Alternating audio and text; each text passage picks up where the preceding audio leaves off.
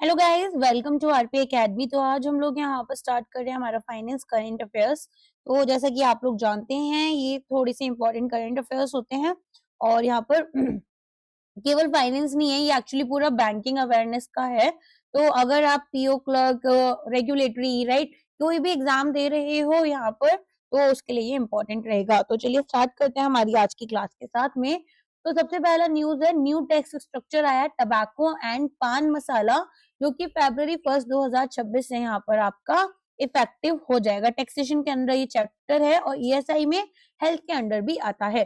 तो government of India ने notify किया है कि 1 फरवरी 2026 से जो आपका यहाँ पर टैक्स लगता है टबैको प्रोडक्ट्स पर और पान मसाला पर, ये एक नया टैक्स स्ट्रक्चर के अंडर आएगा। तो जो एग्जिस्टिंग जीएसटी कॉम्पनसेशन सेस है, उसको यहाँ पर हम लोग रिप्लेस कर देंगे और इम्पोज करेंगे fresh levies on these sin goods. ठीक है, तो सिन गुड्स आपको पता ही है कौन सी होती है, लग्जरी, और सिन के ऊपर हमारे पास में 40% का टैक्स रहेगा, ऐसा सब बोला गया था। तो जो जीएसटी रेट्स हैं February 1 से पान मसाला, सिगरेट, टबैको पर 40% का जीएसटी रहेगा। अगर बीड़ी है तो आपका 18% का जीएसटी रहेगा। एडिशनल डिवाइस तो ओवर एंड अबव यहाँ पर जीएसटी जो लगेगा, तो पान मसाला में एक न्यू हेल्थ और नेशनल सिक्योरिटी सेस लगेगा। टबैको प्रोडक्ट्स पर आपका additional excise duty. Old regime को रिप्लेस कर रहे हैं, तो जीएसटी कॉम्पनसेशन सेस करेंटली आपका इम्पोज किया जाएगा इन प्रोडक्ट्स पर, जिसको हम इम्पोज किया जा रहा था और जिसको हम डिस्कंटिन्यू कर देंगे। ठीक है, तो 40% के जीएसटी ब्रैकेट में तो आ गए आपके ये प्रोडक्ट्स। ऑल्सो यहाँ पर बीड़ी को 18% में ही रखा गया है। जो पान मसाला है उसमें हेल्थ और न्यूट्रिशनल सेस लगेगा। सेस क्या होता है? टैक्स ऑन टैक्स होता है। तो यहाँ पर आपको ये भी पे करना है। In case you smoke, I hope मेरे स्टूडेंट्स तो स्मोक नहीं करते होंगे। Parliamentary approval, new tax structure यहाँ पर अनेबल किया गया था। 2 बिल्स पास बाय, अगर करते हो तो प्लीज छोड़ दो। ठीक है, this is not something we must be proud of. Supporting regulations, there are so many health inside these things, you know, active passing, smoking, ये भी एक चीज रहती है कि आप खुद स्मोक करते हो, आपसे ज्यादा आप दूसरों को नुकसान देते हो। खैर, मिनिस्ट्री ऑफ फाइनेंस ने नोटिफाई किया है च्यूइंग टबैको, जर्डा, सेंटेड टबैको, गुटखा पैकिंग मशीन्स। ठीक है, यहाँ पर capacity determination, collection of duty rules लगेंगे। तो यहाँ पर ड्यूटी कलेक्शन लगेगी मैन्युफैक्चरिंग कैपेसिटी पैकिंग मशीन्स के ऊपर। फिर आरबीआई का स्ट्रेस टेस्ट आया है। अभी यहाँ पर स्ट्रेस टेस्ट में क्या होता है, देखो, मान लो एक बैंक है और बैंक का 100 करोड़ का लोन उसने दे रखा है, अभी तक टोटल 100 करोड़ के लोन्स दे रखे हैं। तो यहाँ पर एक बहुत छोटा सा पोर्शन लेंगे, फॉर एग्जाम्पल 100 रुपीज ले लिए। 100 रुपीज थोड़े छोटे अमाउंट हो गए, फिर भी एक एग्जाम्पल लेते हैं।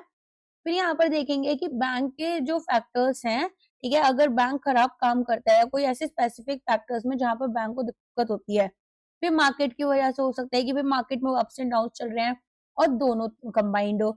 तो इस तरीके से 3 बार हम चीजें चेक करते हैं कि बैंक को ओवरऑल यहाँ पर 100 रुपीज जो इसने लोन में दे रखे हैं दूसरों को या इन्वेस्टमेंट्स कर रखी हैं, इस पर कितना यहाँ पर इनको लॉस हो सकता है। तो मान लो ये आया आपका 2 रुपीज का, मतलब 2% हो गया। तो 100 करोड़ में ये 2% का आपका लॉस माना जाएगा।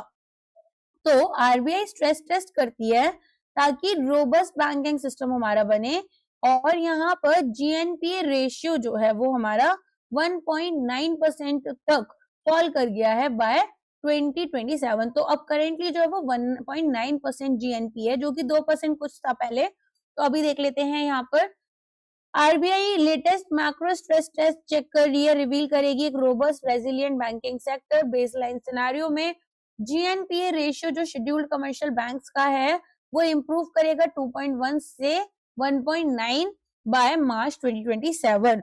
और अगर हम सीवियर एडवर्स सिनेरियोज लें स्ट्रेस टेस्टिंग में, सीवियर मतलब सब कुछ हमारा अनफेवरेबल हो रहा है, तो ऐसे में बैंक अपने कैपिटल रेशियोज को मेंटेन करेंगे अबव रेगुलेटरी मिनिमम। जैसे करार हमें रखना है 9%, तो इससे तो ज्यादा ही रहेगा।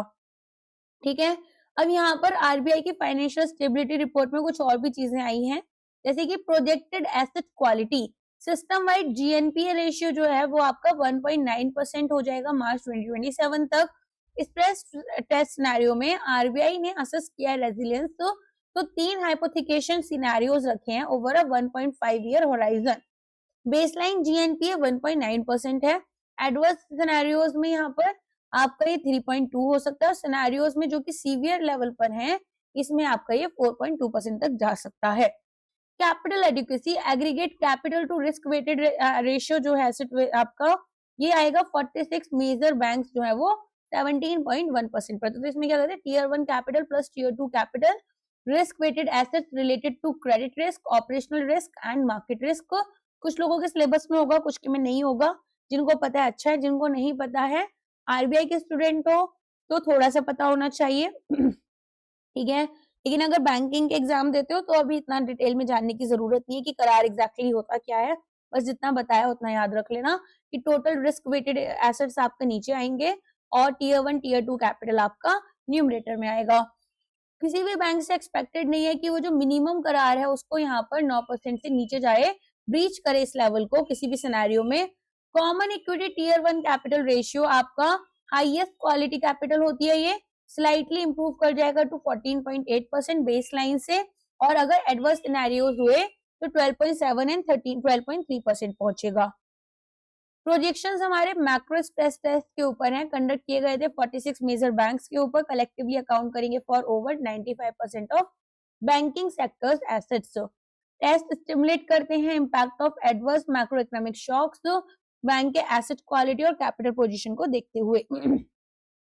असिस्ट करेंगे इनहेरेंट रेजिलियंस बैंकिंग सिस्टम का, आइडेंटिफाई करेंगे potential vulnerabilities preemptive regulatory action की।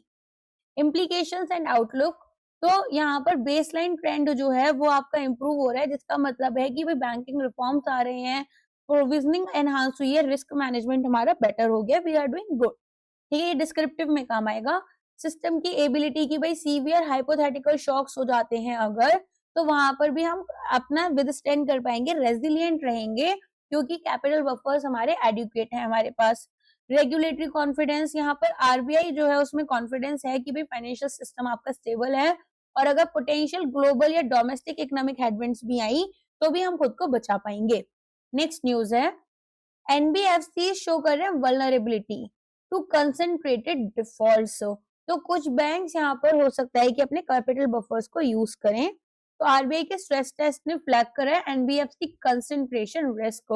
कंसंट्रेशन रिस्क क्या होता है मान लो एक बैंक है और वो एग्रीकल्चर लोन्स बहुत देता है, बाकी लोन्स बहुत ही छोटे अमाउंट में देता है, ठीक है, तो 80% यहाँ पर केवल एग्रीकल्चर लोन दे रखे हैं। अगर मान लो एग्रीकल्चर सेक्टर डिप किया तो बहुत लॉस हो जाएगा बैंक को, राइट। तो इस तरीके से हमारे किसी ज्योग्राफी से रिलेटेड हो सकते हैं कि हम अर्बन में ही सारे लोन्स दे रहे हैं या रूरल में ही दे रहे हैं, या फिर ऐसा हो सकता है कि किसी इंडस्ट्री से रिलेटेड या हमने किसी एक मेजर कॉर्पोरेट को बहुत लोन दे दिए हैं। तो इस तरीके से हमारे पास में अलग अलग तरह के कंसंट्रेशन रिस्क होते हैं। तो ये बोल रहे हैं कि भाई देखो एनबीएफसी जो हैं उनमें बहुत ज्यादा देखा जा रहा है कि ये जो कंसंट्रेशन रिस्क है ये बढ़ गया है, तो अगर यहाँ पर डिफॉल्ट होना शुरू हुआ तो बैंक्स को हो सकता है अपना कैपिटल बफर, जो इन्होंने यहाँ पर एक कैपिटल कंजर्वेशन बफर होता है, करार मेंटेन करना है, करार के बाद में आपको ना 9% ये रखना है, 2.5% का एक अलग से बफर बनाना होता है, और उसके बाद में काउंटर साइक्लिक कैपिटल बफर भी होता है, जो कि अगर हम अच्छा ग्रो कर रहे हैं तब हमें अपने गुड टाइम्स में रखना है, जिसको हम खराब टाइम्स में यूज कर सकते हैं। तो अब यहाँ पर आरबीआई का जो स्ट्रेस टेस्ट है नॉन बैंकिंग फाइनेंशियल कंपनीज में और बैंक्स का, वो ये रिवील कर रहा है कि बहुत डिस्टिंक्ट वल्नरेबिलिटीज हैं, ठीक है। अब एनबीएफसी यहाँ पर पर्टिकुलरली एक्सपोज्ड हैं डिफॉल्ट्स पर, जो उनके लार्ज बोरोवर्स की वजह से, जिसमें कि एक स्मॉल नंबर ऑफ बैंक्स जो हैं वो अपने कैपिटल कंजर्वेशन बफर्स को यूज कर अंडर सीवियर स्ट्रेस यूज कर रहे हैं, और इनमें से कोई भी यहाँ पर मिनिमम कैपिटल रिक्वायरमेंट्स को ब्रीच कर सकता है। तो एनबीएफसी का हाई एक्सपोजर देखा जा रहा है टू टॉप बोरोवर्स, और ये यहाँ पर एक रिस्क है। तो इन्होंने देखा कि भाई अगर top 3 individual and group borrowers जो है एनबीएफसी के डिफॉल्ट कर गए, तो यहाँ पर टॉप 3 बोरोवर्स में सिस्टम लेवल करार जो है वो इनका गिर जाएगा। अगर ऐसा होता है तो 223 बेसिस पॉइंट से, मीनिंग 2.23% इनका जो करार है वो अभी जैसे 9% रखा इन्होंने, तो वो फिर यहाँ पर 2.23% से गिर जाएगा, जिसमें कि 9 एनबीएफसी ऐसे हैं जिनका करार यहाँ पर रेगुलेटरी मिनिमम 15% से भी नीचे चला जाएगा। देखो 9% तो बैंक्स के लिए होता है, एनबीएफसी के लिए 15% है, तो ये इससे भी नीचे चला जाएगा। अब डिफॉल्ट अगर टॉप 3 ग्रुप बोरोवर्स करते हैं तो इंडिविजुअल हो गए, ठीक है, और अगर ग्रुप बोरोवर्स करते हैं तो करार आपका 243 दैट इज 2.43 बेसिस पॉइंट से यहाँ पर गिर जाएगा, जिसमें से 8 एडिशनल एनबीएफसी आपके 15% थ्रेशोल्ड से नीचे चले जाएंगे। ठीक है, इसके बाद में आते हैं liquidity stress test. Liquidity stress test में क्या होगा, यहाँ पर आपका फोकस होता है कि बैंक के पास क्या खराब सिचुएशंस में इनफ कैश या कैश इक्विवेलेंट्स हैं या नहीं है। समझ में आ गया? तो वो लिक्विडिटी स्ट्रेस टेस्ट के अंदर आते हैं। रिवील करेंगे नंबर ऑफ एनबीएफसीज जो कि एक negative cumulative liquidity mismatch follow कर रहे हैं, फेस कर रहे हैं, और अब 20% यहाँ पर आपके 3 से 7 हो जाएंगे under a severe stress scenario. Scheduled commercial banks robust हैं लेकिन कुछ स्ट्रेन पॉइंट्स हैं। तो कैपिटल बफर यूसेज की बात करते हैं पहले। आरबीआई ने वार्न किया है कि अगर स्ट्रेस सिनेरियोज रहते हैं तो कुछ बैंक्स को अपने कैपिटल कंजर्वेशन बफर को यूज करना पड़ेगा। तो moderate stress up to 2 banks को यहाँ पर टैप इन करना पड़ेगा सीसीबीज के लिए। कैपिटल कंजर्वेशन बफर जैसे 2.5% होता है आपका ये एक्स्ट्रा क्वेश्चन, ठीक है, और ये नंबर 4 बैंक्स तक भी जा सकता है। अब सीसीबी एक इंपॉर्टेंट एक्स्ट्रा क्वेश्चन है 2.5% रिस्क वेटेड एसेट्स का, जो कि आपका CET1 कैपिटल से बनता है और यूज किया जाता है स्ट्रेस टाइमिंग में without triggering a regulatory breach. Overall strength reiterated. Report reaffirm कर रही है कि कोई भी बैंक आपका मिनिमम करार रिक्वायरमेंट जो 9% की है उससे नीचे नहीं जाएगा। वो जो 11.5% है उससे नीचे जा सकता है, 9% से नीचे नहीं जाएगा इवन इन एडवर्स कंडीशन। तो जो एग्रीगेट करार प्रोजेक्शन मिरर है वो आप यहाँ पर देख सकते हैं। ये न्यूज आई थी न्यूज 74 में। नेक्स्ट आ जाते हैं इम्प्लीकेशन ऑफ रेगुलेटरी फोकस। तो वैसे तो इसकी अलग से रिपोर्ट भी हमने कवर कर रखी है प्रॉपर्ली, ठीक है, यही वाली रिपोर्ट हमने अच्छे से कवर भी की हुई है। अब आ जाते हैं हम यहाँ पर आपके इम्प्लीकेशंस एंड रेगुलेटरी फोकस। तो रिजल्ट्स हाईलाइट करते हैं अर्जेंट नीड एनबीएफसीज के लिए कि वो अपने लोन पोर्टफोलियोज को डाइवर्सिफाई करें। लोन पोर्टफोलियो डाइवर्सिफाई मतलब यहाँ पर अलग अलग लोगों को लोन्स दें, ठीक है, अलग अलग तरह के लोन्स दें और अलग अलग इंडस्ट्रीज में लोन्स दें। तो सिंगल एंटिटीज या ग्रुप को बहुत ज्यादा लोन्स ना दे दें। अब यहाँ पर आप देखेंगे आरबीआई जो है वो इंटेंसिफाई कर रही है supervision on concentrated risk as well.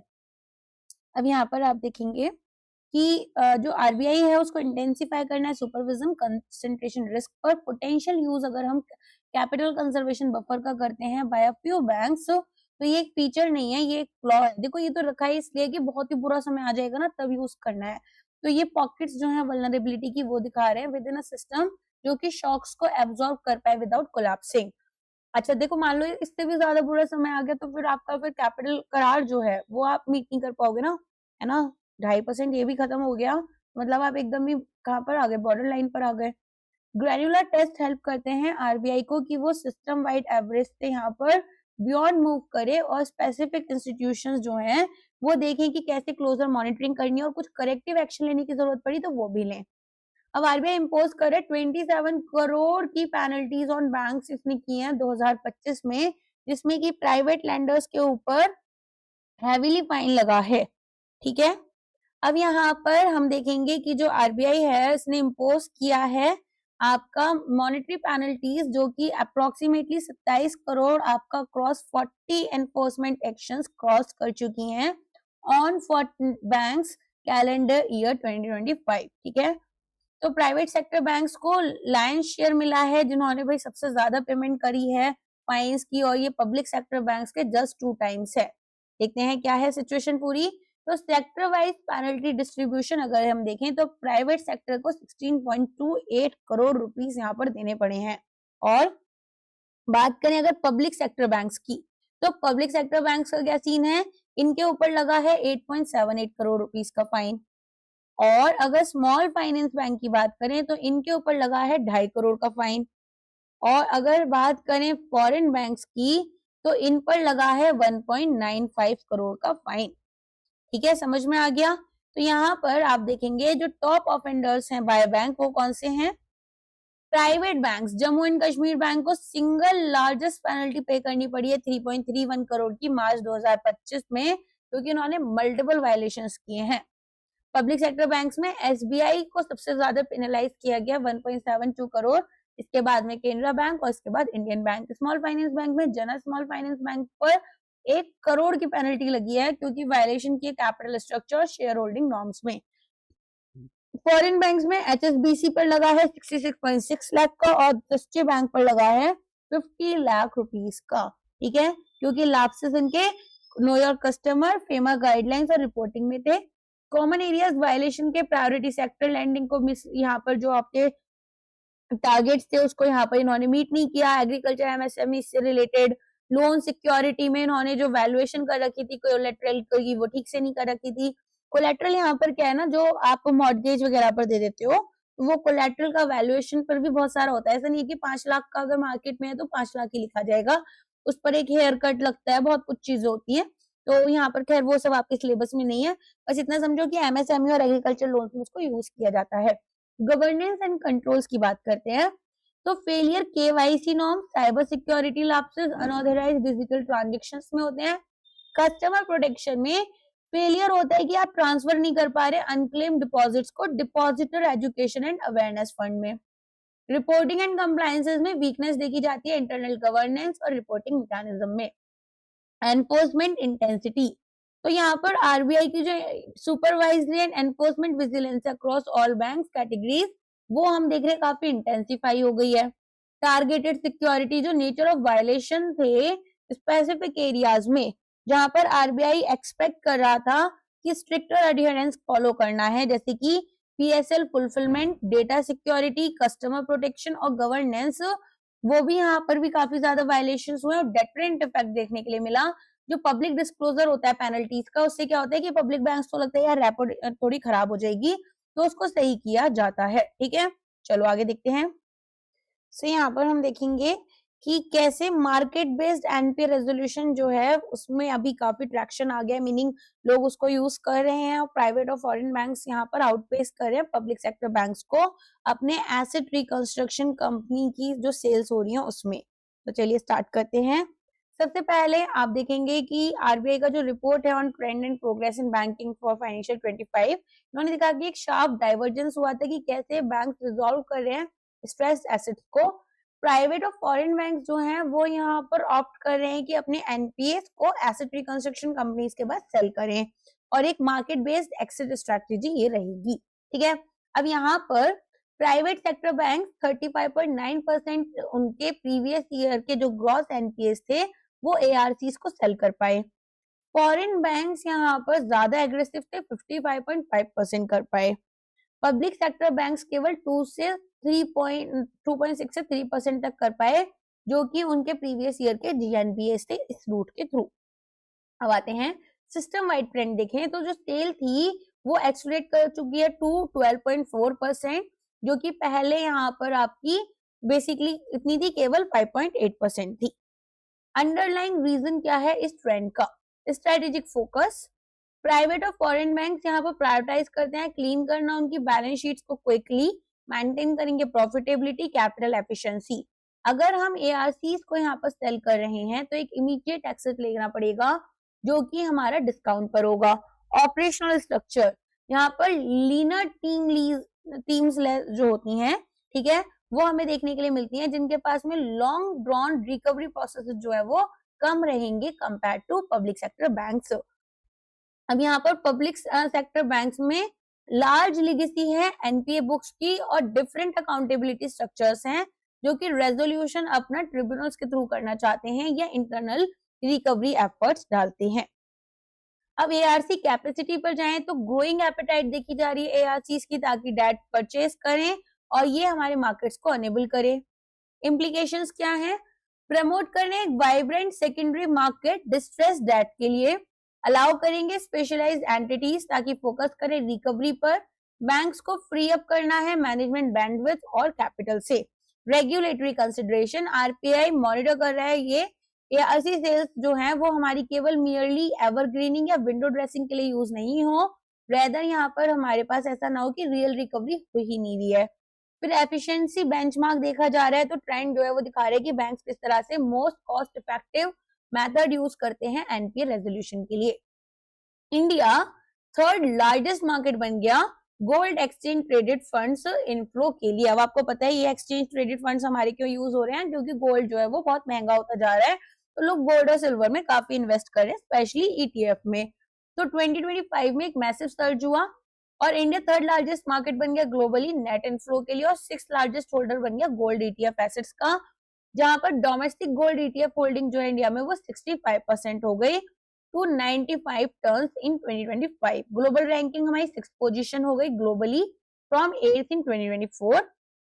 अब जो इनफ्लो बूम हुआ तो इसकी वजह से इंडियन गोल्ड ईटीएफ जो है वो 4.4 बिलियन डॉलर हो गए 2025 में, मोर देन ट्रिपलिंग, ठीक है, the 1.3 billion dollar recorded in 2024।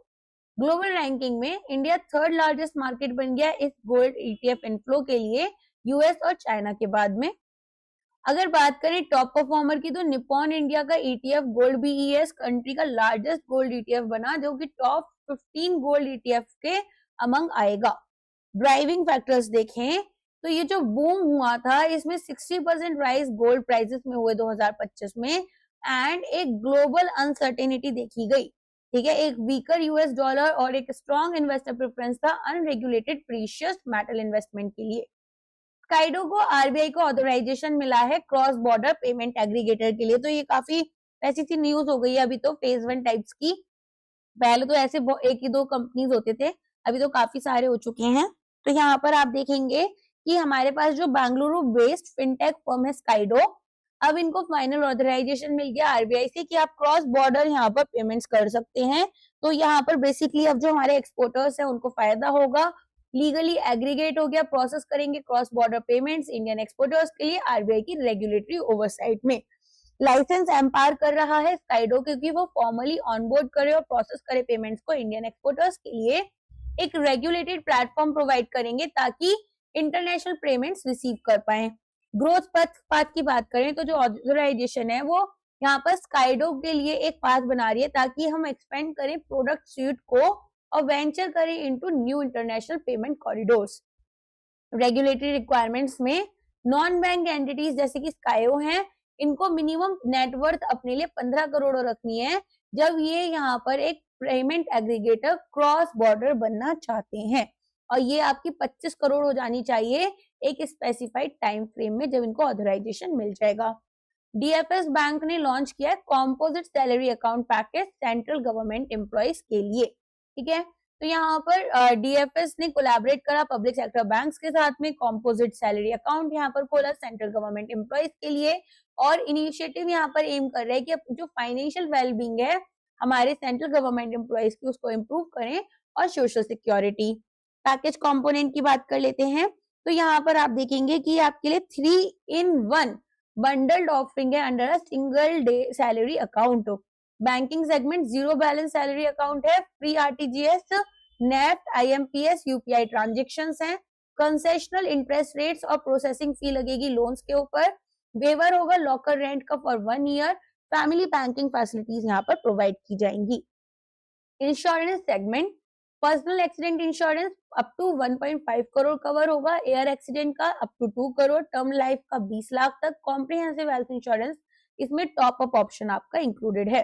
Cards and digital segment, benefit हमारे डेबिट और क्रेडिट कार्ड्स पर एनहांस करेंगे, एयरपोर्ट लाउंज एक्सेस प्रोवाइड करेंगे, reward points and cashback offers भी दिए जाएंगे, ठीक है। अनलिमिटेड डिजिटल ट्रांजेक्शंस जो हैं वो यहाँ पर किए जाएंगे with no maintenance charges.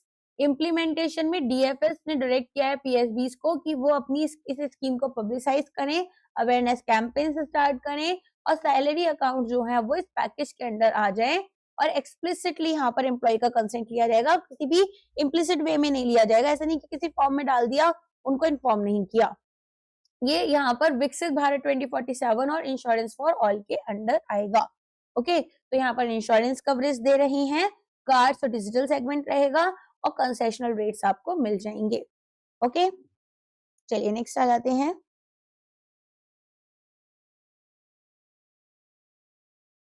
FIU ने टाइटन करा है anti money laundering rules crypto firms के लिए। तो इसमें आप देखेंगे कि हमारे पास में इंडिया का जो फाइनेंशियल इंटेलिजेंस यूनिट है इसने stricter anti money guidelines start की हैं जिसमें कि और KY anti money laundering and KYC guidelines virtual digital asset service providers के लिए, जो कि आपकी यहाँ पर क्रिप्टो करेंसी एक्सचेंज के नाम से जानी जाती हैं। एनहांस्ड कंप्लायंस मेजर्स यहाँ पर लिए जाएंगे, जिसमें कि आप देखेंगे बायोमेट्रिक वेरिफिकेशन होगा। यूजर्स एक यहाँ पर लाइव सेल्फी लाइवनेस डिटेक्शन के साथ में देंगे ताकि यूज हमारे फेक फोटोज का या डीप फेक्स का बच जाए। Along with that geo tagging की जाएगी ताकि जो ज्योग्राफिक कोऑर्डिनेट्स हैं, टाइम स्टैम्प्स हैं, आईपी एड्रेस है, अकाउंट क्रिएशन के टाइम पर वो कैप्चर किए जाएं। जैसे वीडियो केवाईसी में होता है ना, तो यहाँ पर वीडियो केवाईसी में क्या करते हैं वो लोग, आपकी लोकेशन वगैरह भी करवाते हैं। तो वो आपसे बोलेंगे कि आप लैपटॉप लेकर बैठो और अपनी लोकेशन ऑन कर तब इसको अकाउंट को खोला जाता है। ठीक है। डॉक्यूमेंटेशन, पैन हमारा मैंडेटरी है along with one additional officially valid document जैसे Aadhaar, passport, voter ID. Contact verification में ओटीपी वेरिफिकेशन रिक्वायर्ड है रजिस्टर्ड ईमेल और मोबाइल नंबर के लिए। बैंक अकाउंट वेरिफिकेशन में पैनी ड्रॉप वेरिफिकेशन होता है। एक स्मॉल ₹1 ट्रांजेक्शन जो है वो कंफर्म करेगा कि ये जो ओनरशिप है लिंक्ड बैंक अकाउंट की और इसकी ऑथेंटिसिटी। रेगुलेटर में यहाँ पर एफआईयू जो है वो single point AML CFT regulator बनेगा आपका, और सभी crypto exchanges and operating India में, ठीक है, इंश्योर करेंगे पर्सन ओपन करेंगे अकाउंट को वो सेम पर्सन होंगे जो यूज करेंगे, कर्व करेंगे मनी लॉन्ड्रिंग को, टेररिस्ट फाइनेंसिंग और जितनी भी इलिसिट एक्टिविटीज यहाँ पर क्रिप्टो चैनल्स के थ्रू हो रही हैं। ठीक है, तो ये आपको याद रखना है, काफी इंपॉर्टेंट न्यूज है ये। पूरा न्यूज का यहाँ पर अगर हम एक समरी लेकर चलें तो स्ट्रिक्ट गाइडलाइंस दी गई हैं virtual digital asset service provider के लिए, जिसमें कि documentation, biometric verification, geo tagging, bank account का वेरिफिकेशन देन एंड देयर और कॉन्टेक्ट वेरिफिकेशन किया जाएगा। नेक्स्ट न्यूज, कैबिनेट ने अप्रूव किया है 1788 करोड़ का high security bank note paper line Madhya Pradesh में।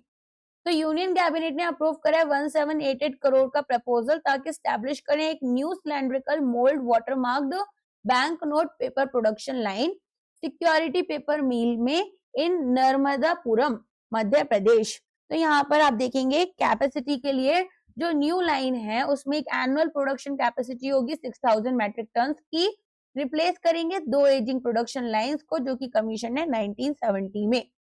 एनहांस कैपेसिटी होगी पोस्ट इंस्टॉलेशन एसपीएम का जो टोटल पेपर मेकिंग कैपेसिटी है वो भी बढ़ जाएगा।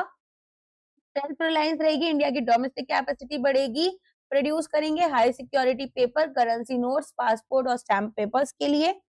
इसके अलावा पासपोर्ट डिमांड यहाँ पर जो है वो बढ़ जाएगी, तो क्रूशियल है for meeting the surging demand for passports. India यहाँ पर इशू करेगा over 12 million passports annually.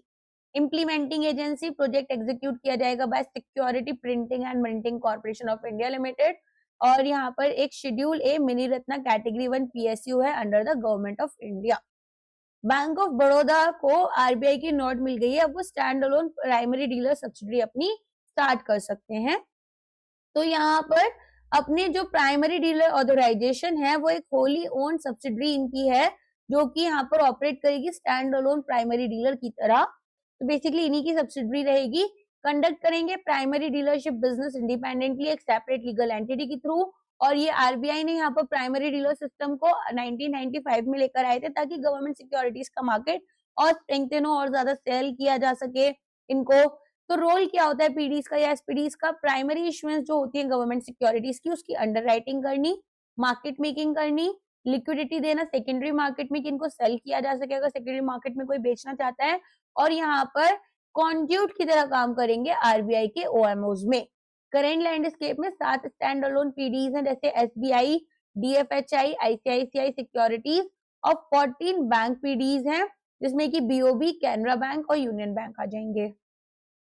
SBI revise कर रहा है charges ATM and IMPS transaction के लिए। तो एसबीआई पीओ लेवल का ये थोड़ा क्वेश्चन है कि एसबीआई पीओ या फिर एसबीआई क्लर्क में पूछे जाने के इसके ज्यादा चांसेस है, बाकी बैंक्स ऑफ कोर्स आईबीपीएस इस पर क्वेश्चन नहीं पूछेगा। तो स्टेट बैंक ऑफ इंडिया ने अनाउंस किया revision to charges for ATM transactions at other banks ATM for online IMPS transfers. तो यहाँ पर इंक्रीज्ड इंटरबैंक प्रोसेसिंग कॉस्ट रहेंगी। रिवाइज चार्जेस की बात करें तो ये आपका स्पेसिफाइड डेट्स में होगा दिसंबर 2025 और फरवरी 2026 में।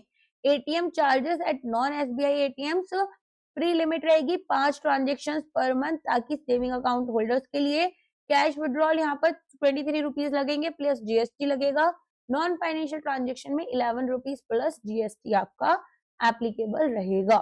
ठीक है, फिर यहाँ पर मेजर चार्ज चेंज हुआ है फॉर सैलरी अकाउंट। तो प्रीवियसली यहाँ पर अनलिमिटेड फ्री ट्रांजेक्शन थे अदर बैंक के एटीएम पर, अब यहाँ पर 10 फ्री ट्रांजेक्शन पर मंथ दिए जाएंगे, जो जिसके बाद में अबव चार्जेस यहाँ पर लगेंगे।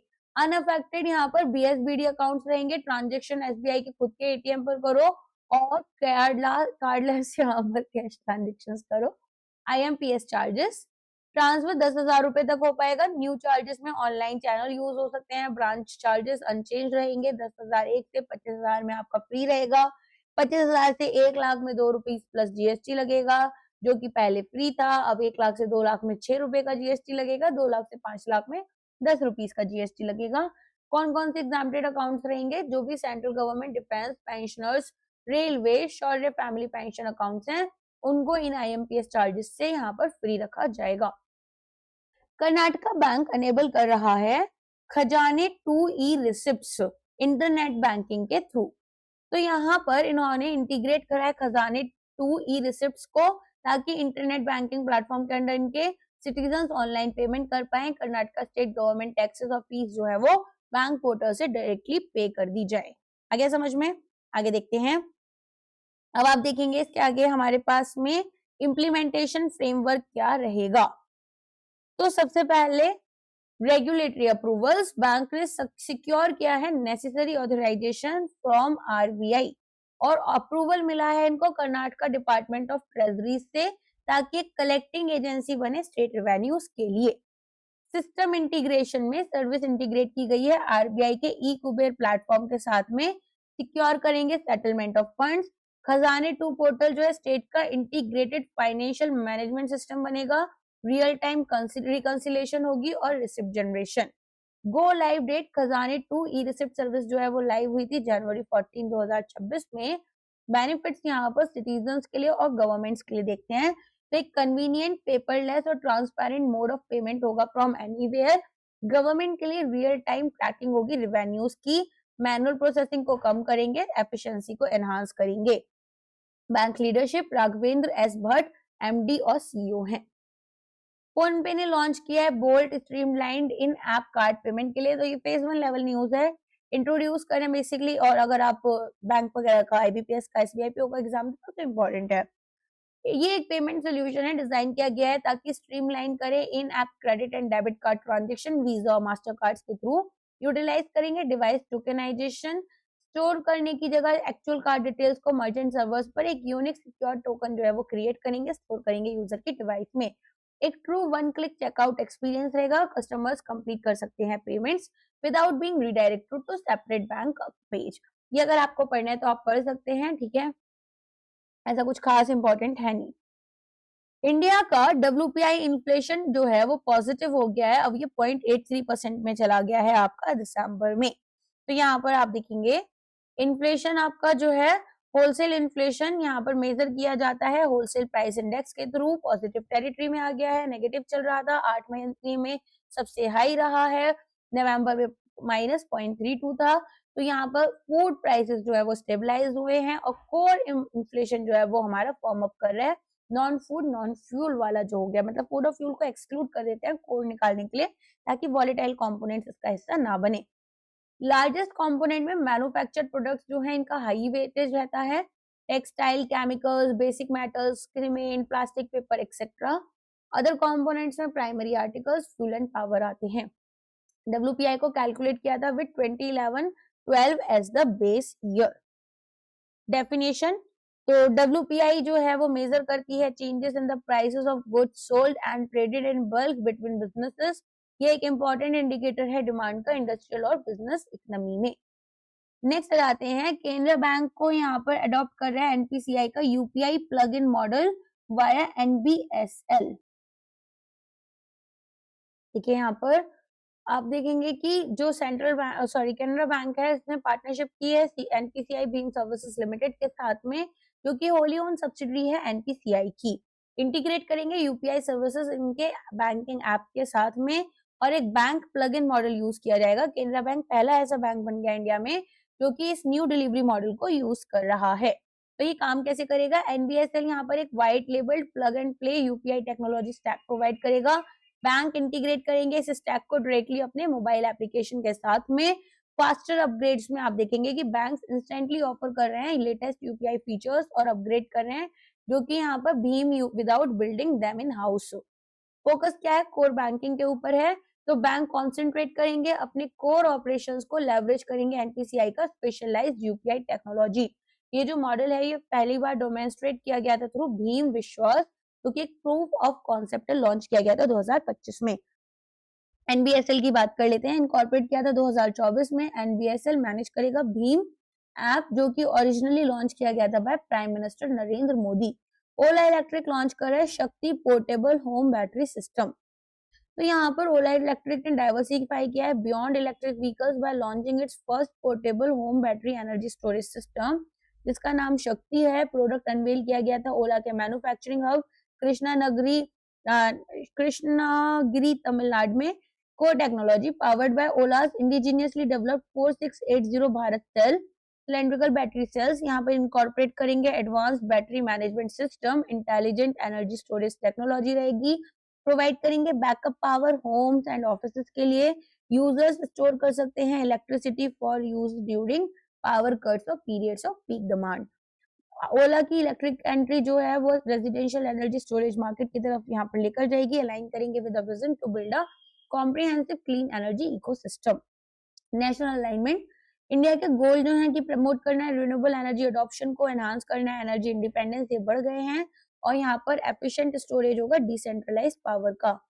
एक्सिस फाइनेंस लॉन्च कर रहे हैं व्यापार बिजनेस लोन फॉर एमएसएमईज। तो यहाँ पर एक एनबीएफसी आर्म है एक्सिस बैंक ग्रुप की, एक न्यू लोन प्रोडक्ट है Axis finance Vyapar business loan, specifically designed है for micro and small enterprises. Focus रहेगा semi urban and rural markets के ऊपर। तो माइक्रो स्मॉल बिजनेसेस ऑपरेट करते हैं रिटेल में, सर्विस में और ट्रेडिंग सेक्टर्स में। सर्व करेंगे एंटरप्रेन्योर्स को सेमी अर्बन और रूरल मार्केट्स में, क्रेडिट गैप को खत्म करेंगे। ऑफर करेंगे credit up to 10 lakh. Collateral, यहाँ पर कोलेट्रल कुछ भी नहीं रहेगा, कुछ भी गिरवी विरवी नहीं रखना, अनसिक्योर्ड लोन है। रीपेमेंट में फ्लेक्सिबल रीपेमेंट टेन्योर्स रहेंगे। एक्सेस मिलेगी फॉर्मल क्रेडिट की हमारे स्मॉल एंटरप्रेन्योर्स को, जो कि इनफॉर्मल सर्विसेज के ऊपर डिपेंड करते हैं जैसे मनी लैंडर्स के ऊपर, और सपोर्ट करेंगे इनकी growth. Leadership, Sai Girdhar managing director और सीईओ हैं एक्सिस फाइनेंस के। एप्पल ने डील साइन करी है गूगल के साथ में ताकि पावर करे सिरी को विद जेमिनी एआई। वाह, एप्पल ने यहाँ पर एक मल्टी ईयर एग्रीमेंट किया है गूगल के साथ में। इंटीग्रेट करेंगे गूगल के जेमिनी एआई मॉडल्स को अपने इकोसिस्टम में। जेमिनी यहाँ पर पावर करेगी core intelligence Apple foundation models का। ड्राइव करेंगे फ्यूचर एप्पल इंटेलिजेंस फीचर्स को, और एक मेजर ओवरऑल होगा सिरी वर्चुअल असिस्टेंट का। ठीक है, तो यहाँ पर एग्रीमेंट डिटेल्स क्या है, एप्पल ने स्टेट किया है कि जेमिनी इसने इसलिए सिलेक्ट किया ताकि ये ऑफर करे most capable AI foundation models हैं ये। ठीक है, और एप्पल ने एम्फेसाइज किया कि यूजर की प्राइवेसी जो है वो मेंटेन रहेगी, ऑन डिवाइस प्रोसेसिंग का कॉम्बिनेशन होगा और प्राइवेट क्लाउड कंप्यूट इंफ्रास्ट्रक्चर रहेगा। पार्टनरशिप की बात करें तो यहाँ पर एम्बिग्यूटी है around apples existing partnership with open AI का चैट जीपीटी, जो कि इंटीग्रेट किया गया था ताकि कॉम्प्लेक्स सीरी क्वेरीज को यहाँ पर हैंडल कर पाए। Expected launch and features, new AI powered Siri जो है वो आपका लॉन्च होगा iOS 26.4 मार्च 2026 में। पर्सनल कंटेक्स्ट, ईमेल, मैसेजेस और कैलेंडर से ये यहाँ पर समझ पाएंगे। हाईली कस्टमाइज्ड और रेलेवेंट आंसर्स अब हमारे यूजर्स को मिल पाएंगे, जो लोग आईफोन यूज करते हैं, ये उनके लिए इम्पोर्टेंट है। अडानी ने पार्टनरशिप की है ब्राजील के एम्ब्रेयर के साथ में ताकि मैन्युफैक्चर करें रीजनल जेट्स इन इंडिया। तो अडानी ग्रुप ने पार्टनरशिप की है ब्राजीलियन एरोस्पेस मेजर एम्ब्रेयर के साथ में। एक फाइनल असेंबली लाइन है कमर्शियल फिक्स्ड विंग एयरक्राफ्ट के लिए, और पहली ऐसी फैसिलिटी रहेगी कमर्शियल जेट्स की इन द कंट्री। तो अडानी एरोस्पेस एक मेमोरेंडम साइन कर रहे हैं ताकि स्पेसिफिक डिटेल्स यहाँ पर लोकेशन के साथ में, ठीक है, विद एम्ब्रार ऑफ ब्राजील प्रोजेक्ट के लिए दी जाए। स्पेसिफिक डिटेल्स और इन्वेस्टमेंट अभी यहाँ पर फाइनलाइज की जाएंगी। पाल जो है मैन्युफैक्चर करेगा एम्ब्रेयर का रीजनल जेट, जो कि यहाँ पर short to medium haul routes के लिए रहेगा, और यहाँ पर 70 से 146 पैसेंजर्स को ले जा सकते हैं। स्ट्रेटेजिक इम्पैक्ट क्या रहेगा? तो मेक इन इंडिया को बूस्ट मिलेगा, ग्लोबल स्टैंडिंग बढ़ेगी, एक यहाँ पर सिलेक्ट ग्रुप ऑफ नेशंस को ये ज्वाइन करेंगे जो कि एक कैपेबिलिटी रखते हैं कि असेंबली कर पाए कमर्शियल एयरक्राफ्ट की, ठीक है। तो यहाँ पर अलग अलग जगह से पार्ट्स ऑर्डर कर उनको असेंबल किया जा रहा है, मैन्युफैक्चरिंग नहीं हो रही है, असेंबली हो रही है, याद रखना। एस्टैब्लिशमेंट ऑफ स्वामी फंड 2, तो ये आपकी गवर्नमेंट स्कीम से रिलेटेड है। यूनियन बजट 2025-26 में फाइनेंस मिनिस्टर ने अनाउंस किया था इस फंड को, तो यहाँ पर कॉर्पस इसका 15,000 करोड़ है। एक्सपीडिशियस कंप्लीशन होगा अनदर 1 लाख हाउसिंग यूनिट्स का, एक ब्लेंडेड फाइनेंस फैसिलिटी बनेगी, contribution government of India, public sector banks, private investors की तरफ से मिलेगा। एसबीआई वेंचर लिमिटेड इसको मैनेज करेंगे, एक सब्सिडी है ये स्टेट बैंक ऑफ इंडिया की। ऑपरेट करेंगे as a social impact investment platform. Priority यहाँ पर डेट फाइनेंसिंग को दी जाएगी to stress brownfield and RERA registered affordable and mid income housing projects install कर दिए गए हैं क्योंकि लीगल इश्यूज हैं, एनपीएस है, वीक डेवलपर बैलेंस शीट्स हैं। नेक्स्ट जाते हैं, परफॉर्मेंस यहाँ पर स्वामी फंड की कैसी रहेगी? तो कॉर्पस रेज कर रहे हैं 15,531 करोड़ रुपीस का, अप्रोक्सीमेटली यहाँ पर 61,000 होम्स जो है वो डिलीवर कर दिए गए हैं। और सोशल इम्पैक्ट की बात करें तो 7,000 यूनिट्स आपके rehabilitation economically weaker section category में आएंगे। आरबीआई ने लॉन्च करा पॉडकास्ट सीरीज आरबीआई टॉक्स पैसा टू पॉलिसी। आरबीआई ने एंटर किया है डिजिटल ऑडियो स्पेस, अपना ऑफिशियल पॉडकास्ट सीरीज खोला है आरबीआई टॉक्स पैसा टू पॉलिसी, जहां पर डीमिस्टिफाइंग केवाईसी एक स्ट्रेटेजिक शिफ्ट है सेंट्रल बैंक के कम्युनिकेशन स्ट्रेटेजी में। यहाँ पर कॉम्प्लेक्स फाइनेंशियल और पॉलिसी मैटर्स को एक्सेसिबल किया जाएगा जनरल पब्लिक के लिए। पॉडकास्ट अनाउंस किया गया था in monetary policy statement of December 6, 2024, ताकि आरबीआई अपनी पब्लिक कम्युनिकेशन टूल किट को एक्सपेंड करे और यहाँ पर सिंप्लीफाई करेगी intricate banking, economic topics, financial awareness और इंक्लूजन को प्रमोट करेगी। टारगेट ऑडियंस में जनरल पब्लिक, स्टूडेंट्स और कोई भी इंटरेस्टेड अगर वर्किंग समझने में फाइनेंशियल सिस्टम और आरबीआई के रोल की। फॉर्मेट एंड थीम एपिसोड को यहाँ पर ब्रेक डाउन किया जाएगा स्पेसिफिक थीम्स के साथ में। पहला एपिसोड यहाँ पर फोकस करेगा कि हमें नो वाई कस्टमर नॉर्म्स, जिसमें कि बताएंगे कि क्यों एग्जिस्ट करते हैं, कैसे आपके कस्टमर्स को प्रोटेक्ट करते हैं, इनकी इंपॉर्टेंस क्या है फाइनेंशियल सिस्टम में। ब्रिजिंग द गैप, यहाँ पर स्ट्रेटेजिक रैशनले है कि भाई जो पॉलिसी और लोगों के बीच में गैप आ चुका है उसको खत्म करना। एक पॉपुलर एक्सेसिबल मीडियम रहेगा पॉडकास्ट, ताकि यहाँ पर जो फॉर्मल सर्कुलर्स आते हैं उसकी जगह सिटीजन्स को एक एफिशिएंट वे में, ज्यादा एफिशिएंट वे में पहुंच पाए।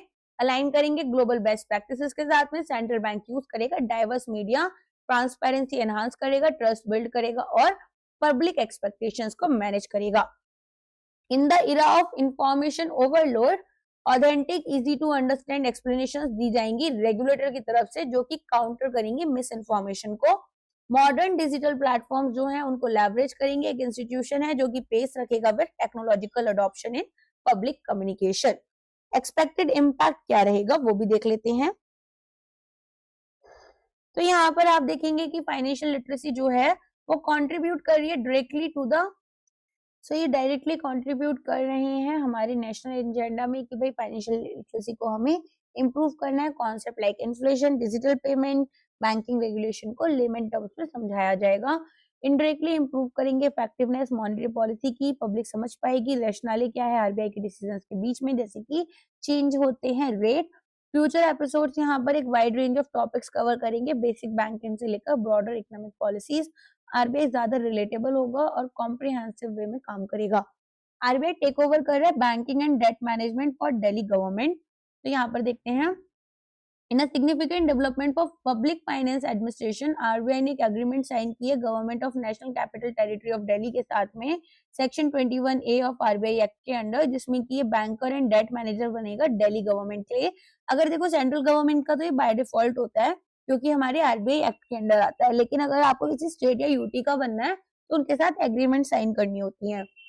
तो लीगल बेसिस में एग्रीमेंट जो है वो एक एमओयू साइन किया गया था under section 21A of RBI act, जो कि एम्पावर करे सेंट्रल गवर्नमेंट को कि वो डायरेक्ट करे आरबीआई को कि वो ऐसे स्टेट गवर्नमेंट बिजनेसेस कंडक्ट कर पाए। आरबीआई हैंडल करेगी अब यहाँ पर जितनी भी रिसिप्ट एंड पेमेंट्स हैं आपकी दिल्ली गवर्नमेंट से रिलेटेड। इसके अलावा मैनेज करेगी issuance services redemption of Delhi market borrowings.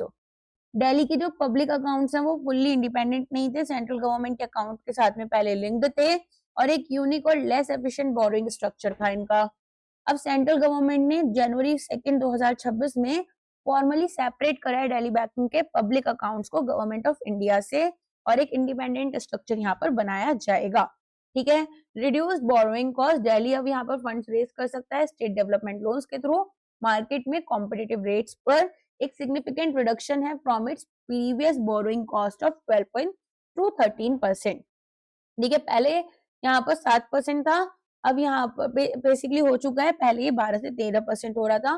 Cash management improve की जाएगी, तो यहाँ पर ऑटोमेटिक इन्वेस्टमेंट होगा डेली सरप्लस कैश का, वेज एंड मीन्स एडवांसेस की एक्सेस बढ़ाई जाएगी, special drawing facilities, temporary cash flows को अब मिसमैच जो आ रहा था उसको स्मूथली इंप्रूव करेंगे। तो एक आपने देखा होगा ना, बहुत बार न्यूज में आया है कि भाई जो दिल्ली है इसका बहुत ज्यादा डेफिसिट रहता है। ठीक है, तो वो एक तरीके से इंप्रूव हो जाएगा जैसे इसको इंडिपेंडेंट कर दिया जाएगा। तो कुछ थोड़ा पॉलिटिकल भी है और थोड़ा स्ट्रक्चरल भी है, दोनों तरह से। एनीवेज यहाँ पर at the end of the day सरकारें आती जाती रहेंगी, देश रहना चाहिए। Being under the RBI institutional framework, हमें ग्रेटर ट्रांसपेरेंसी, डिसिप्लिन और प्रोफेशनल मैनेजमेंट लाना होगा पब्लिक फंड्स का। दिल्ली को सेम इंडिपेंडेंट फाइनेंशियल आर्किटेक्चर मिलने से जो कि बाकी स्टेट्स एंजॉय करते हैं, अब ये national public financial management better way में स्ट्रीमलाइन हो पाएगा। एक लॉन्ग स्टैंडिंग एडमिनिस्ट्रेटिव एनोमली है। ठीक है, तो यहाँ पर कोऑपरेटिव फेडरलिज्म को बढ़ाएंगे फाइनेंशियल मैटर्स में, दिल्ली की फिस्कल हेल्थ इंप्रूव होगी, प्रोफेशनल डेट मैनेजमेंट होगा और ऑप्टिमाइज्ड ट्रेजरी ऑपरेशंस मिलेंगे। आरबीआई होल्ड कर रहा है newly constituted payment regulatory board की पहली मीटिंग, ये अभी अभी बना था, आपको पता ही है। तो आरबीआई यहाँ पर अपनी पहली मीटिंग कर चुका है मुंबई में, जिसको यहाँ पर जो गवर्नर हैं श्री संजय मल्होत्रा जी, इन्होंने हेड किया था। एक स्ट्रक्चरल ओवरहॉल देखा गया किस तरीके से पेमेंट इंडिया का जो पेमेंट रेगुलेटरी आर्किटेक्चर है, अर्लियर जो board for regulation and supervision था पेमेंट एंड सेटलमेंट सिस्टम का, उसको हटाकर फॉर्मेशन यहाँ पर पीआरबी का हो रहा है, जिसको स्टैब्लिश किया गया था एक अमेंडमेंट के बाद में। Payment and settlement system act 2007 आया था मई 9 2025 में। एक blend of regulatory and government expertise रहेगी। Chairperson RBI governor, members deputy governors रहेंगे, डेप्यूटी गवर्नर्स, एग्जीक्यूटिव डायरेक्टर्स और जो हमारे इंचार्ज हैं पेमेंट के लिए। एक्सटर्नल मेंबर्स में secretary of the department of financial services, यहाँ पर secretary of the ministry of electronics and information technology और एक senior IAS officer Shri Sunandan Ranjan जी होंगे। ठीक है, की एजेंडा यहाँ पर पहली मीटिंग का क्या है, तो फंक्शनल रिव्यू, बोर्ड ने रिव्यू किए फंक्शंस आरबीआई के department of payment and settlement system. Strategic vision में हम देखेंगे की फोकस एरियाज डोमेस्टिक और ग्लोबल पेमेंट सिस्टम्स के लिए क्या रहेंगे। पेमेंट विजन में यहाँ पर draft of the payment vision 2028 document present किया गया था डिस्कशंस के लिए। तो मेंबर्स ने स्ट्रेटेजिक गाइडेंस दिया ताकि रोड मैप शेप करें for strengthening India's payment ecosystem. Data insight, RBI ने शेयर किए मेजर फाइंडिंग्स अपने recent survey on digital payments के थ्रू, जिसमें कि करंट ट्रेंड्स और यूजर बिहेवियर है।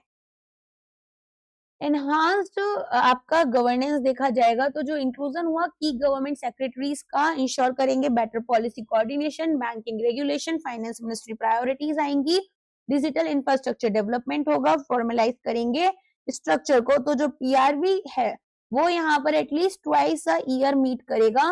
Consistent and high level oversight of rapidly evolving payment landscape देखा जाएगा। फ्यूचर प्रूफिंग रेगुलेशन रहेंगी, तो बोर्ड का जो फॉर्मेशन है वो प्रोएक्टिव है। यहाँ पर रोबस्ट एजाइल होलिस्टिक रेगुलेशन होगी इंडिया के world's leading digital platform payment infrastructure की। एमर्जिंग चैलेंजेस जैसे कि cyber security, competition, cross border payments, ये सारे चैलेंजेस को हम एड्रेस करेंगे। एक्सपेक्टेड आउटकम्स, यहाँ पर गाइडेंस जो है वो फाइनलाइज करेगा पेमेंट विजन 2028 और हम एम्बिशियस टारगेट्स जो थे कि इनोवेशन लेकर आना है, सिक्योरिटी इंक्लूजन करना है, ग्लोबल इंटीग्रेशन करना है इंडियन पेमेंट सिस्टम का, इन सबको अचीव कर पाएंगे। आपको पता है यूनियन बजट में लास्ट ईयर बोला गया था कि भाई एफडीआई जो आएगा इंश्योरेंस सेक्टर में वो आपका 100% कर दिया जाएगा, तो अभी उसको कर दिया गया है, तो इसको भी देख लेते हैं। यहाँ पर आप देखेंगे मिनिस्ट्री ऑफ फाइनेंस ने फॉर्मली नोटिफाई कर दिया है इंडियन इंश्योरेंस कंपनी की अमेंडमेंट रूल्स को ऑपरेशनलाइज करेंगे 100% फॉरेन डायरेक्ट इन्वेस्टमेंट लिमिट को इंश्योरेंस सेक्टर में। इससे यहाँ पर जो पार्लियामेंट्री पैसेज है ऑफ अनेबलिंग लेजिस्लेशन, ठीक है, वो रिमूव कर रहे हैं 74% का जो पहले कैप था, और अट्रैक्ट करेंगे ग्लोबल कैपिटल और एक्सपर्टीज को। नोटिफिकेशन अलाइन कर रहा है सबका बीमा सबकी रक्षा इंश्योरेंस बिल के साथ में, पार्लियामेंट लेकर आया था। अमेंडमेंट 3 की लॉज को यहाँ पर रिवाइज करेगा, इंश्योरेंस एक्ट को, LIC एक्ट को, इडाई एक्ट 1999 को, और जो अर्लियर FDI कैप था 74% का, ठीक है। नेक्स्ट यहाँ पर आप देखेंगे 100% FDI provision of the new rules. तो FDI परमिशन मिली है यहाँ पर 100%, तो foreign ownership Indian insurance company की परमिटेड है ऑटोमेटिक रूट के अंडर। की मैनेजमेंट पर्सनल्स की बात करें, रेजिडेंट यहाँ पर सॉरी, तो यहाँ पर आप देखेंगे कि एज अ सेफगार्ड कोई भी इंश्योरेंस कंपनी जिसमें फॉरेन इन्वेस्टमेंट है वो इंश्योर करेंगे कि one of the key position जैसे चेयरपर्सन, MD या CEO जो है वो एक रेजिडेंट इंडियन सिटीजन होने चाहिए। रिस्ट्रिक्टिव क्लॉज को हटा दिया गया है यहाँ पर, तो जो पहले रूल्स थे उनको हटा दिया गया है। अगर फॉरेन इन्वेस्टमेंट 49% से ज्यादा है, सॉल्वेंसी मार्जिन थ्रेशोल्ड से नीचे है, तो कंपनी को अपनी 50% नेट प्रॉफिट को एक जनरल रिजर्व में पहले बचा कर रखना था। स्पेसिफिक नॉर्म्स यहाँ पर थे इंडिपेंडेंट डायरेक्टर्स के लिए, उन सबको हटा दिया गया, ग्रेटर ऑपरेशनल फ्लेक्सिबिलिटी दे दी गई है।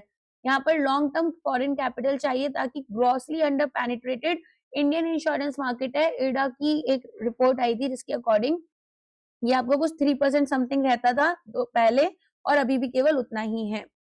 एक्सपर्टीज एंड कंपटीशन की बात करें तो यहाँ पर ग्लोबल बेस्ट प्रैक्टिसेस फॉलो करनी है, इनोवेटिव प्रोडक्ट्स को एनहांस करना है, आपका कंपटीशन बेनिफिट करेंगे कंज्यूमर्स को। रेजिडेंट इंडियन KMP क्लॉज जो है वो एक डिग्री ऑफ लोकल ओवरसाइट दिखाता है, यहाँ पर इंडियन मार्केट कंटेक्स्ट को अच्छे से समझना होगा। प्राइमरी रेगुलेटरी ओवरसाइट जो है वो इडा के साथ में रहेगी। एक मेजर स्टेप है फाइनेंशियल सेक्टर में लिबरलाइजेशन करेंगे। गवर्नमेंट का एजेंडा है कि इंडिया को एक ज्यादा अट्रैक्टिव इन्वेस्टमेंट डेस्टिनेशन बनाना है।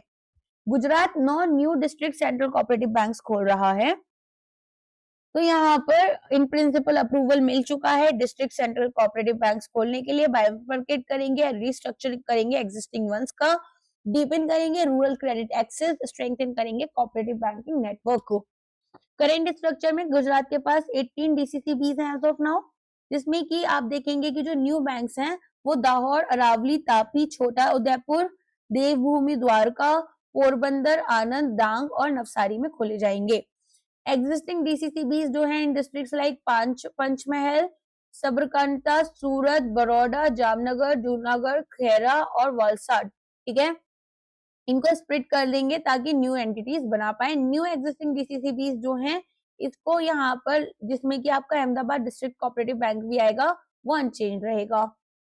यहाँ पर एक फॉर्मल प्रपोजल RBI को दिया गया, नबार्ड को दिया गया फाइनल अप्रूवल के लिए। नबार्ड एक एडवाइजरी और सुपरवाइजरी रोल प्ले करेगी कोऑपरेटिव बैंक्स के लिए, और यहाँ पर फाइनेंशियल हेल्थ और अडियरेंस देखेगी बैंकिंग रेगुलेशन से रिलेटेड। रूरल आउटरीच यहाँ पर एनहांस की जा रही है, तो सर्टेन बैंक्स जैसे कि न्यू डिस्टिंक्ट डिस्ट्रिक्ट्स में आएंगे, तो यहाँ पर फार्मर्स और रूरल एंटरप्रेन्योर्स के क्लोज रहेंगे, ठीक है, डिस्टेंस ज्यादा नहीं होगा बैंक ब्रांच का। क्रेडिट डिलीवरी फोकस्ड रहेंगे, तो स्मॉलर ज्योग्राफिकली फोकस्ड DCCBs जो है वो ज्यादा बेहतर तरीके से लोकल एग्रीकल्चर और क्रेडिट नीड्स को समझ पाएंगे। कोऑपरेटिव्स यहाँ पर एक्सपेंड करेंगे footprint of cooperative credit architecture, critical pillar बन गए एग्रीकल्चर फाइनेंस में। ट्राइबल और रिमोट एरियाज में जो डिस्ट्रिक्ट्स हैं जैसे दाहोद हो गया, छोटा उदयपुर हो गए, ये ट्राइबल पॉपुलेशन में यहाँ पर सिग्निफिकेंट रोल प्ले करते हैं। फोकस करेंगे financial inclusion underserved region में। चैलेंजेस यहाँ पर फाइनेंशियल वायबिलिटी इनकी कैसी रहेगी वो देखना होगा, और मैनेजमेंट एक्सपर्टीज। यहाँ पर वायबिलिटी स्टडी और एबिलिटी देखी जाएगी नए स्ट्रक्चर की, ताकि प्रूडेंशियल नॉर्म्स और गवर्नेंस स्ट्रक्चर्स को मेंटेन किया जा सके। 49 क्रिप्टो फर्म्स को रजिस्टर किया गया है financial intelligence unit of India के साथ में अंडर PMLA। तो यहाँ पर 49 virtual digital asset service providers जो हैं under prevention of money laundering act framework आ चुके हैं, जिसमें कि बुलडोजिंग कर रहे हैं क्रिप्टो इंडस्ट्री की। Stringent anti money laundering oversight की जाएगी। 2023 में गवर्नमेंट ने यहाँ पर VDSPs जो है उनको PMLA के अंडर लेकर आए थे, और इनको रिपोर्टिंग एंटिटी बताया on par with banks and other financial institutions. FIUIND जो है वो सिंगल नोडल एजेंसी रहेगी, जैसा हमने अभी भी देखा था इससे थोड़ी देर पहले जब हमने न्यूज पढ़ी थी, जिसमें 49 रजिस्टर्ड एंटिटीज में 45 तो ऑनशोर हैं, 4 आपकी offshore exchange serving in Indian users हैं। कंप्लायंसेस की बात करें तो क्योंकि अब ये रिपोर्टिंग एंटिटीज बन गई, जैसे बैंक होते हैं आरबीआई के लिए, ये लीगली बाउंड है, केवाईसी कंडक्ट करेंगी, रिकॉर्ड्स यहाँ पर सभी ट्रांजेक्शन्स के मेंटेन करेंगी, अगर कोई भी सस्पिशियस ट्रांजेक्शन हुआ तो उसके से रिलेटेड रिपोर्ट्स भी इनको यहाँ पर फाइल करनी है, और सभी कैश ट्रांजेक्शन्स यहाँ पर अबव अ थ्रेशोल्ड होते हैं तो वो भी डिस्क्लोज करेंगे बेनिफिशियल ओनरशिप डिटेल्स क्लाइंट्स की। FIUs की एनुअल रिपोर्ट हाईलाइट कर रही है imposition of penalties totalling 28 crore on certain non compliant crypto exchange. एक स्ट्रिक्ट एनफोर्समेंट अप्रोच रहेगी from the outset to establish regulatory credibility. Curb करेंगे इलिसिट फाइनेंस को, तो यहाँ पर प्रिवेंट करेंगे मिसयूज क्रिप्टो करेंसीज का, money laundering, terror financing, scams, fraud and other financial crimes में। IFSC ने रूल्स नोटिफाई करे हैं ग्लोबल इन हाउस सेंटर्स के लिए IFSC में, तो यहाँ पर IFSC ने एक डेडिकेटेड रेगुलेटरी फ्रेमवर्क निकाला है, ऑपरेशनलाइज करेंगे global in house centres with in international finance service centres like gift city, position करेंगे IFSC को एक global hub high value financial services के लिए और स्किल जॉब्स के लिए। ग्लोबल इन हाउस सेंटर्स की बात करें तो यहाँ पर एक कैप्टिव यूनिट है फाइनेंशियल इंस्टीट्यूशन ग्रुप, जो कि एक ग्लोबल बैंक की तरह, इंश्योरेंस कंपनी की तरह या एक एसेट मैनेजर की तरह सेंट्रलाइज करती है performance specific high and financial solutions को। तो क्या यहाँ पर की फीचर्स हैं? FIG जो होगी वो डायरेक्टली या फिर एक थर्ड पार्टी सर्विस प्रोवाइडर के थ्रू हम यहाँ पर सेटअप कर सकते हैं, रजिस्टर करना होगा इनको IFSC के साथ में। फ्लेक्सिबिलिटी रहेगी कि ये ऑपरेट करें as a captive centre, build operate transfer joint venture hybrid model. Governance and fit and proper में आप देखेंगे fit and proper criteria apply होगा, इसकी एंटिटी को की मैनेजरियल पर्सनल्स और कंट्रोल करेंगे shareholders, principal and compliance officers जो हैं वो फुल टाइम एम्प्लॉइज होने चाहिए बेस्ड इन IFSC। नेक्स्ट यहाँ पर फाइनेंशियल ऑपरेशंस में स्पेसिफाइड फॉरेन करेंसीज में ओपन कर सकते हैं INR account only for meeting local expenses maintain करेंगे अपनी बुक ऑफ अकाउंट को, बैलेंस शीट को फॉरेन करेंसी में, और रिपोर्ट करेंगे फाइनेंशियल्स IFSC को जो कि US डॉलर्स में होगा। Job creation and skill development में अट्रैक्ट करेंगे high skilled financial services job to India, integrate करेंगे इनटू ग्लोबल वैल्यू चेन, तो इंडिया का जो रोल था ग्लोबल फाइनेंस में from back office support to core middle office and high value functions रहेगा।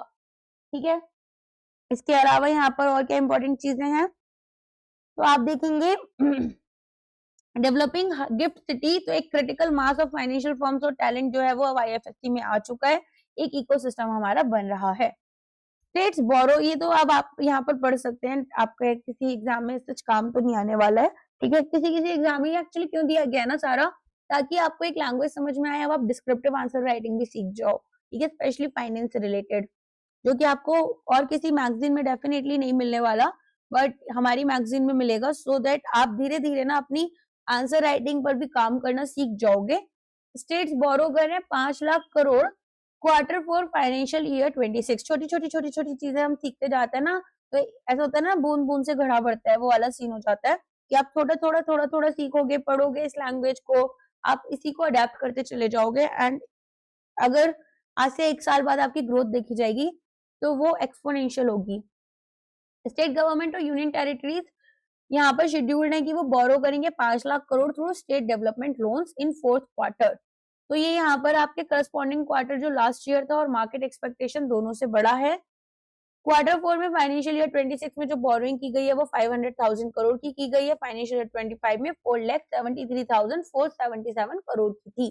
Quarter on quarter अगर हम देखें तो यहाँ पर 1.77 टाइम्स जो बोरो किया था 3rd क्वार्टर में उससे ज्यादा है, slightly higher than market expectation है, तो अपवर्ड प्रेशर आएगा बॉन्ड यील्ड्स के ऊपर और supply of state government paper increase. Reason क्या है? फ्रंट लोडेड बोरोइंग कैलेंडर्स, तो यहाँ पर एक पोर्शन जो है अपनी एनुअल बोरोइंग का लास्ट क्वार्टर से, ताकि ईयर एंड एक्सपेंडिचर कमिटमेंट्स को ये मीट कर पाए। कैपिटल एक्सपेंडिचर को पुश कर रहे हैं, तो यहाँ पर जैसे हाई ग्रोथ स्टेट्स हैं गुजरात के, इसमें देखा कि भाई फंड्स की जरूरत पड़ेगी अगर DCCPs आप लेकर आ रहे हो। फिस्कल ईयर एंड नीड्स में फाइनेंस करेंगे रेवेन्यू डेफिसिट को, जो करेंट अकाउंट आपका रहता है रेवेन्यू एक्सपेंडिचर, अगर रेवेन्यू रिसिप्ट से ज्यादा है, और पेंडिंग बिल्स को क्लियर करना है। यील्ड का प्रेशर, आपको पता है बॉन्ड प्राइसेस या गवर्नमेंट सिक्योरिटीज जो होते हैं, अब यहाँ पर प्राइसेस इनके इनवर्सली प्रोपोर्शनल है यील्ड के, तो सप्लाई अगर इनकी बढ़ेगी तो सेंट्रल गवर्नमेंट बॉन्ड के साथ में ये यहाँ पर कॉम्पीट करेंगे, और बोरोइंग्स यहाँ पर कॉस्ट जो है वो बढ़ जाएगी स्टेट और सेंट्रल दोनों के लिए। आरबीआई को सिस्टमिक लिक्विडिटी केयरफुली मैनेज करनी होगी ताकि जो लार्ज बोरोइंग प्रोग्राम है इनका स्मूथली हो जाए, कोई भी डिस्ट्रप्शंस नहीं आए। अब यहाँ पर बोरोइंग तो प्लान्ड है लेकिन एक सस्टेन्ड हाई लेवल इंडिकेट करेगा persistent revenue expenditure mismatch. Syria ने अनवेल किए हैं कुछ न्यू बैंक नोट्स और लीडर ने पोर्ट्रेट किया है नेचर सिंबल। तो बेसिकली सीरिया ने एक कंप्लीटली रीडिजाइन सीरीज निकाली है बैंक नोट्स की, जो न्यू करेंसी है वो रिमूव कर रही है portraits of former leaders Bashar al Assad and Hafez al Assad की, और यहाँ पर सिंबल एग्रीकल्चर और नेचर रहेगा। साइमल्टेनियसली एक करेंसी रीवैल्यूएशन भी होगी बाय रिमूविंग 2 zeros। तो यहाँ पर न्यू नोट्स आपके 10, 25, 50, 100, 200 और 500 सीरियन पाउंड्स में रहेंगे। अब हम पॉलिटिकल आइकोनोग्राफी की तरफ से अपना एग्रीकल्चर और नेचुरल सिंबल्स की तरफ जा रहे हैं, जैसे roses, wheat, olive, oranges, mulberries, और हाईलाइट करेंगे सीरिया का हेरिटेज। करेंसी डिवैल्यूएशन, तो रीडिनोमिनेशन यहाँ पर रिमूव करेंगे 2 zeros from the old currency. तो एक ओल्ड 10,000 पाउंड जो था वो अब 2 करेंसी हटा दो तो 100 पाउंड नोट के बराबर बन जाएगा। अंडरलाइंग रीजंस, पॉलिटिकल सिंबलिज्म, यहाँ पर असद फैमिली की इमेज जो है वो पॉलिटिकल स्टेटमेंट थी, etcetera etcetera, not so important आपके लिए, ठीक है। साइकोलॉजिकल रीसेट यहाँ पर होगा, पॉलिटिकल प्रैक्टिकल चैलेंज हो जाएगा, हाइपर इन्फ्लेशन को एड्रेस कर पाएंगे, ये इंपॉर्टेंट है क्योंकि 2 zeros हटा दी हैं तो यहाँ पर अब जो हाइपर इन्फ्लेशन था वो कम हो जाएगा। करेंसी ऑलमोस्ट वर्थलेस हो गई थी पहले, अब ऐसा नहीं हो पाएगा, तो कैश जो है वो स्टैक्स रख कर जाना पड़ता था, मतलब प्रयास सिंह की बोरी भर भर के पैसे लेकर जाओ तब कंज्यूमर गुड्स आपको मिल पाते थे। डीएफएस ने your money your right campaign यहाँ पर कंप्लीट किया है अनक्लेम्ड एसेट्स के लिए। तो यहाँ पर आप देखेंगे 4,200 रुपए के अनक्लेम्ड एसेट्स थे इनके पास। कंक्लूड किया एम्बिशियस 3 मंथ आपकी पूंजी आपका अधिकार। कैंपेन गाइड किया गया था बाय अंत्योदय फिलोसफी, फैसिलिटेट किया restitution of approximately 4,200 crore in unclaimed financial assets, targeted unclaimed assets across the financial spectrum, bank deposit, insurance proceeds, mutual funds, dividends and shares। 3A framework जो है उसको यूज किया जा रहा है। तो यहाँ पर आप देखेंगे built on awareness, access and action। Physical outreach की बात करें तो कैंपेन्स ऑर्गेनाइज किए गए थे 748 डिस्ट्रिक्ट्स में अक्रॉस इंडिया, ठीक है। नेक्स्ट जाते हैं, एक सेकेंड, यहाँ पर आप देखेंगे कि भाई हमारे पास में मीडिया बिल्ड्स जो है सपोर्ट कर रहे हैं इसको, एक्सटेंसिव प्रिंट, इलेक्ट्रॉनिक और डिजिटल मीडिया कैंपेन्स को। आरबीआई ने इसको प्रमोट किया उद्गम प्रमोटर पोर्टल को for unclaimed bank deposits. Securities SEBI ने यहाँ पर अपने मित्रा प्लेटफॉर्म को, एडाई ने बीमा भरोसा पोर्टल को यहाँ पर प्रमोट किया, पीएफआरडीए ने और आईपीएफए ने भी यहाँ पर एक इम्पोर्टेंट रोल प्ले किया है। तो एम्पावरमेंट होगा 4,200 करोड़ रुपीस जो है वो सिटीजन्स के पास वापस आ गए। बैलेंस शीट बैंक की क्लीन हो गई, फाइनेंशियल इंस्टीट्यूशंस की भी यहाँ पर उनकी लाइबिलिटी जो थी अनक्लेम्ड बैंक फंड्स की, ये लाइबिलिटी में जाता है ना जो आपके डिपॉजिट्स होते हैं कस्टमर के, तो वो भी यहाँ पर क्लीन हो गया। नेक्स्ट जाते हैं, इंडिया का पहला maritime NBFC Sagarmala finance corporation जो है वो अपनी लैंडिंग शुरू कर चुका है। तो बेसिकली अभी लोगों को उधार देंगे 4,300 करोड़ यहाँ पर, ठीक है, सैंक्शन किए गए हैं इनिशियल लैंडिंग फेज में। पहला dedicated non bank financial company है मैरीटाइम सेक्टर के लिए, सैंक्शन करेगा लोन 4,300 करोड़ के। क्रिटिकल फाइनेंसिंग गैप जो आ रहे थे पोर्ट इंफ्रास्ट्रक्चर, शिप बिल्डिंग और मैरीटाइम में, इनको यहाँ पर ब्रिज करेगा। तो एसएमएफसीएल जो है वो ministry of port, shipping and waterways ने नोडल एजेंसी बनाया है 25,000 करोड़ का मैरीटाइम डेवलपमेंट फंड के साथ में, जो अमृतकाल विजन 2047 को सपोर्ट करता है। डेवलपमेंट होगा ब्लू इकोनॉमी का बाय फाइनेंसिंग प्रोजेक्ट्स अलाइन जो कर रहे हैं सागरमाला प्रोग्राम के साथ में। मेजर लोकेशन में 4,000 करोड़ और मार्क किए गए ग्रीनफील्ड प्रोजेक्ट्स के लिए। अदर बेनिफिशियरीज में dredging corporation of India secure कर रहे हैं 150 करोड़ एंड गोवा शिपयार्ड को रिसीव कर रहे हैं 110 करोड़। फ्यूचर टारगेट्स में लैंडिंग टारगेट फाइनेंशियल ईयर 26 का 8,000 crore, overall borrowing limit 25,000 crore की रहेगी। Structure of the maritime development fund, तो यहाँ पर आप देखेंगे 20,000 करोड़ डायरेक्ट लैंडिंग या क्रेडिट एनहांसमेंट के लिए है। Interest incentivisation fund 5,000 crore provide किए गए हैं interest subvention to make projects viable. Catalytic role में एक क्रूशियल रोल प्ले किया जाएगा, फाइनेंसिंग करेंगे long gestation capital intensive port and shipping projects की। बूस्ट टू शिप बिल्डिंग, तो यहाँ पर लेवरेज करेंगे opportunities under 44,700 crore shipbuilding financial assistance scheme का। एफएसएस बन गया है पहला payment company in the region जिसको एआई गवर्नेंस सर्टिफिकेशन मिला है।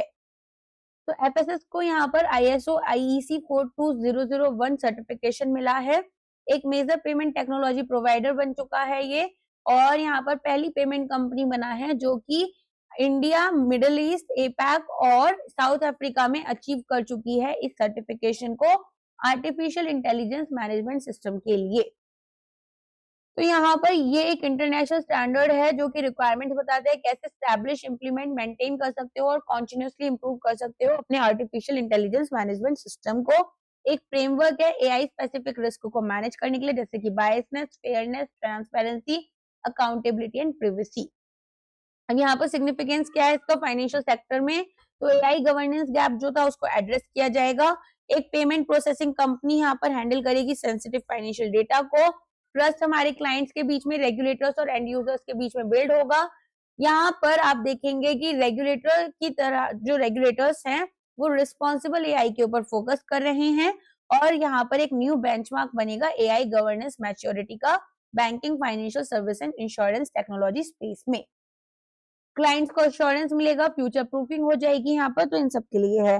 अब आ जाओ, एशियन डेवलपमेंट बैंक ने अप्रूव करा है $500 मिलियन का loan Musi river development Telangana में। तो यहाँ पर फेज 1 में मूसी रिवर डेवलपमेंट प्रोजेक्ट है जो कि ट्रांसफॉर्म करेगा पोल्यूटेड रिवर का जो यहाँ पर हैदराबाद से जा रही है into a vibrant ecological and recreational corridor. 55 kilometre river stretch है हैदराबाद में, डिवाइड करेंगे 5 जोन्स में, और यहाँ पर जोन 1 जो है आपका अंडर प्रिपरेशन है। 21 किलोमीटर 55 किलोमीटर के जोन 1 में आएगा जिसमें कि पोल्यूशन को अबेटमेंट किया जाएगा, रिवर फ्रंट डेवलप किया जाएगा, पब्लिक स्पेसेस यहाँ पर क्रिएट किए जाएंगे जैसे कि बापू घाट। मल्टीलैटरल लोन्स में एडीबी लोन आपका 4,100 करोड़ का यहाँ पर $500 मिलियन का रहेगा। सेंट्रल गवर्नमेंट की बात करें तो आप देखेंगे स्टेट जो है इनको अभी एक 3,188 करोड़ रुपीस मिलेंगे मिनिस्ट्री ऑफ जल शक्ति से नेशनल रिवर कंजर्वेशन प्लान के अंडर। एक कंसोर्टियम होगा जिसको मीन हार्ट सिंगापुर यहाँ पर लीड कर रहे हैं, कुशमैन एंड वेकफील्ड इंडिया के through and rice design studio जो कि कॉम्प्रिहेंसिव डीपीआर बनाएंगे। इसी के साथ में 1 से 15 जनवरी तक के फाइनेंस करंट अफेयर्स हमारे कंप्लीट हो जाते हैं। आई होप वीडियो आपको पसंद आया होगा, तो लाइक करना, वीडियो को शेयर करना। अलग अलग बैंकिंग एंड रेगुलेटरी ग्रुप्स में आरपी एकेडमी के फ्री वीडियो इनिशिएटिव्स के बारे में आप बता सकते हैं। अब मिलते हैं हमारे नेक्स्ट लेक्चर में। Thank you.